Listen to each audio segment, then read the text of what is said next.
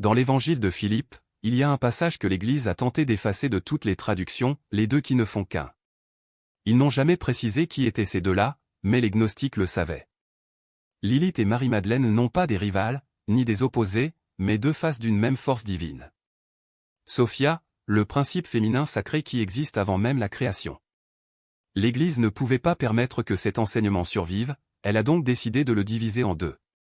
Elle a transformé Lilith en démon, la femme rebelle qui refusait de se soumettre, expulsée de l'Éden, effacée des Écritures et transformée en tueuse d'enfants dans les légendes juives. Et Marie-Madeleine?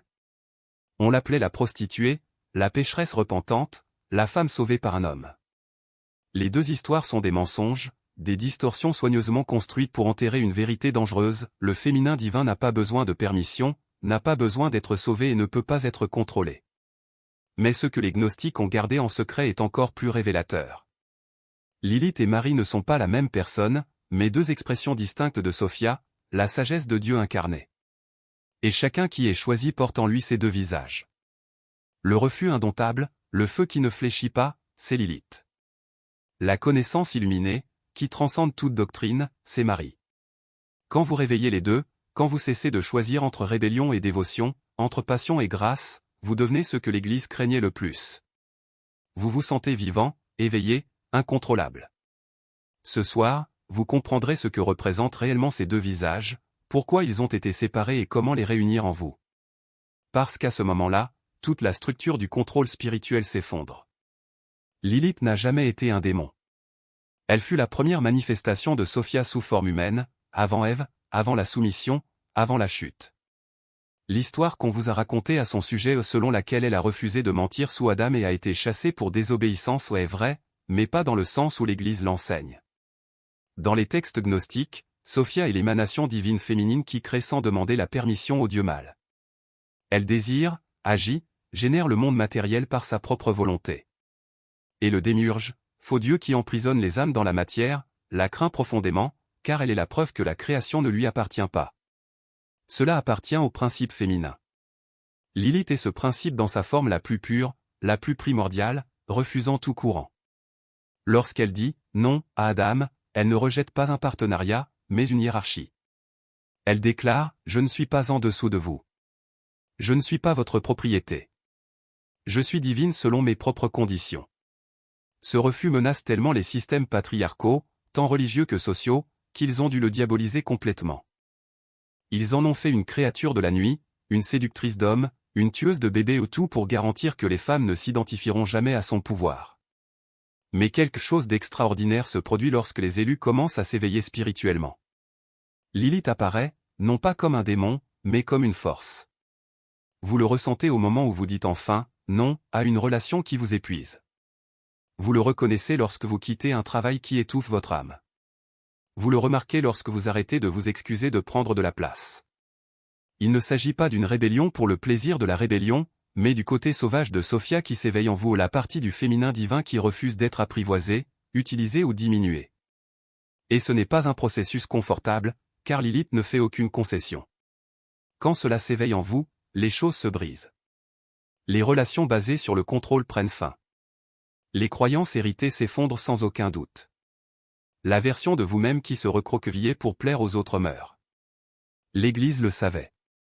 Je savais que si les gens, en particulier les femmes, se connectaient à la fréquence de Lilith, tout le système d'obéissance basé sur la honte s'effondrerait. C'est pour ça qu'ils l'ont enterré. Ils l'ont effacé de la Genèse, l'ont transformé en avertissement, et la plupart ont vécu toute leur vie sans savoir que la première femme n'était pas Ève, mais Lilith. Et elle n'est pas tombée. Il est parti de son plein gré, depuis lors, il attend dans l'ombre que les élus se souviennent. Votre « non » est sacré. Votre refus de vous plier aux fausses autorités est divin. Ce n'est pas l'ennemi, c'est le visage sauvage de Sophia qui dit « vous êtes libre ». Et puis il y a Marie-Madeleine. Si Lilith est le refus indomptable de Sophia, Marie est son retour éclairé. Ni la prostituée, ni le pécheur repentant sauvé par Jésus. Cette histoire est une invention de l'Église, créée en 591 après J.C., lorsque le pape Grégoire a délibérément confondu trois femmes différentes en une seule et a déclaré Marie-Madeleine prostituée, sans aucun fondement dans les Écritures. Ils avaient besoin qu'elle soit brisée, car la vraie Marie-Madeleine n'était pas fragile. Elle était réveillée. Dans l'Évangile de Marie, l'un des textes que l'Église a tenté de brûler, elle enseigne aux disciples après le départ de Jésus. Ils sont confus, effrayés, ils ne comprennent pas ce que Jésus leur a montré. Mais Maria comprend. Elle se lève et dit, « Ne pleurez pas, ne vous affligez pas. Sa grâce sera avec vous et vous protégera.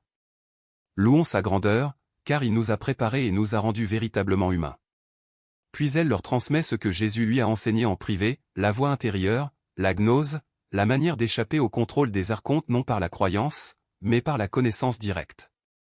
Peter l'interroge, a-t-il vraiment parlé en privé à une femme et pas ouvertement à nous? Devons-nous maintenant nous tourner et l'écouter? Cette question révèle tout. Le problème n'était pas de savoir si Maria savait, mais le fait qu'elle était une femme qui savait. Et, pire encore, il en savait plus que les hommes.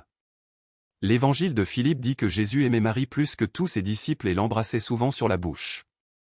Pas à cause de la romance, mais parce qu'elle était son égale, sa partenaire en gnose, celle qui comprenait la fréquence qu'il transmettait. Marie est la sagesse qui revient. La lumière qui est descendue dans le chaos et a retrouvé son chemin. Elle est le visage du féminin divin qui ne rejette pas le monde matériel, mais le transforme par l'amour et la connaissance.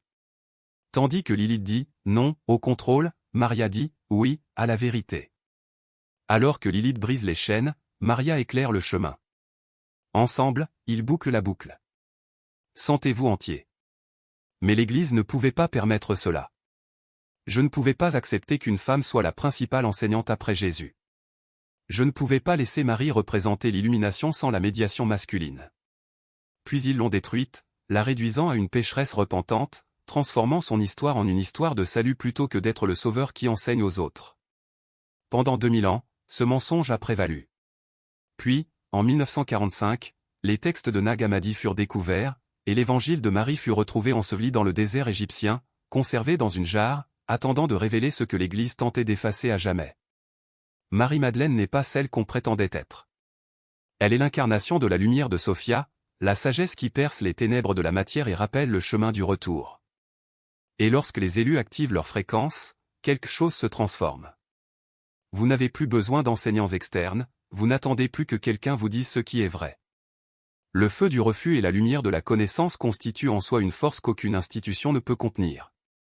Ils ont essayé de réduire Lilith à un démon, symbole d'une rébellion dangereuse, car ils savaient qu'une femme qui refuse de se laisser contrôler est une menace pour tout ordre qui dépend d'une obéissance aveugle.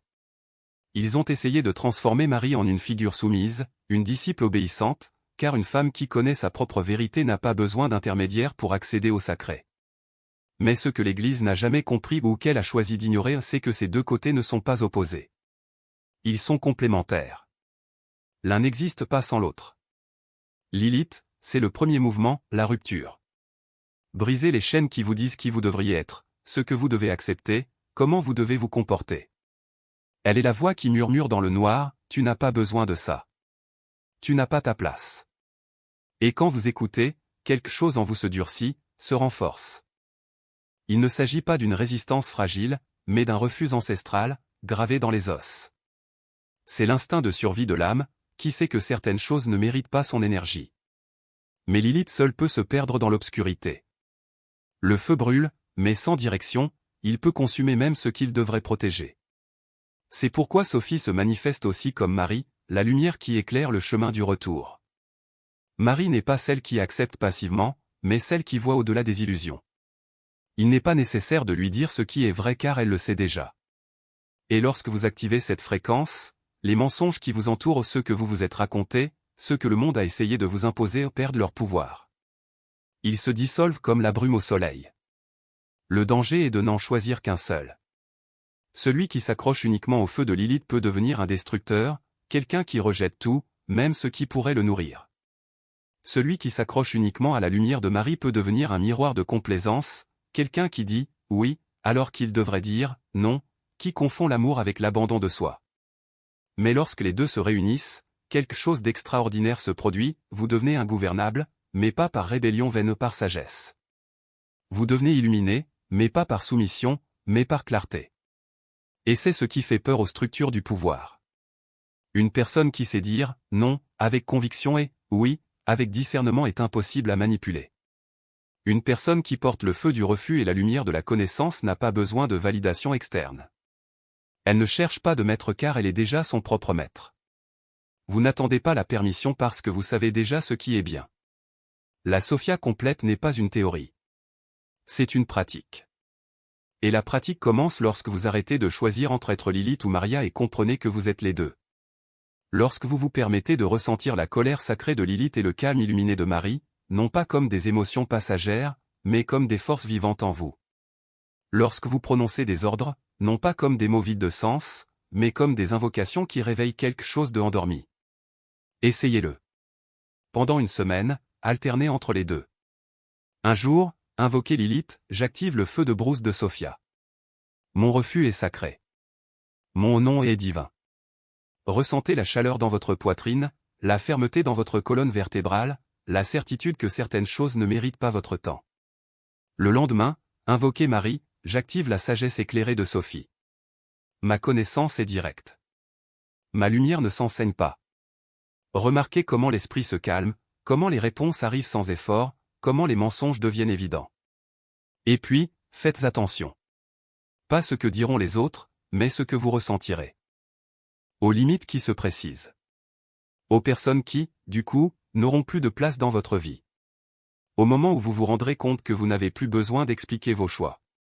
Parce que Sophia ne s'explique pas. Elle l'est tout simplement. Ce n'est pas une voie pour tout le monde. C'est un chemin pour ceux qui sont prêts à cesser d'être gouvernés. Pour ceux qui comprennent que la vraie spiritualité ne consiste pas à suivre des règles, mais à se rappeler qui on est déjà. Et quand tu te souviens, quand les deux visages de Sophia se rejoignent en toi, quelque chose se brise. Pas les chaînes parce que vous les avez déjà brisées mais l'illusion que vous en aviez besoin dès le départ. Le refus et la connaissance, le feu et la lumière ne s'apprivoisent pas. Sophia n'a pas besoin de vos sacrements. Vous n'avez pas besoin de vos prêtres. Vous n'avez pas besoin de leur permission pour accéder au divin. Elle est la divine. Et chaque fois que vous activez Lilith et Maria ensemble, vous le prouvez.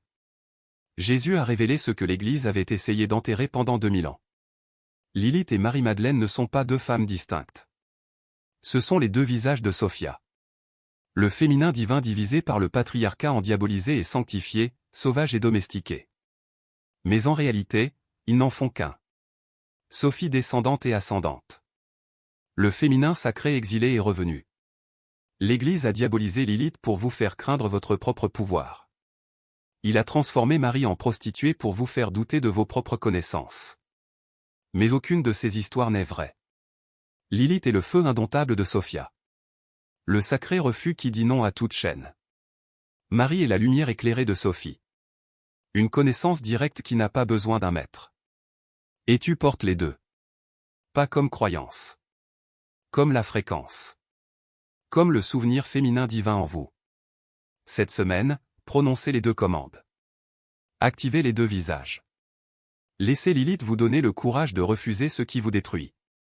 Laissez Marie vous donner la clarté pour voir ce qui est vrai. Et lorsqu'ils opèrent ensemble, vous devenez ce que tout système de contrôle craint le plus. Oh, réveille-toi. Ressentez la brûlure. Si vous activez Sophia maintenant, faites 3 choses dès maintenant. Tout d'abord, commentez, je m'appelle Sophia, ci-dessous. Que les élus soient témoins de votre éveil. Deuxièmement, inscrivez-vous au code divin, car des techniques avancées d'activation de Sophia arrivent. Troisièmement, profitez de cette vidéo pour que d'autres élus découvrent ce que l'Église a tenté d'effacer avant d'enterrer à nouveau cet enseignement. Faites les 3 maintenant. Puis cette semaine, prononcez les 2 commandes. Le feu de Lilith. La lumière de Marie. Et ressentez ce qui se passe lorsque le féminin sacré cesse de demander la permission et se souvient qu'il n'en a jamais eu besoin. Vous n'êtes pas brisé. Il n'est pas divisé. Tu es Sophie. Et c'était toujours entier.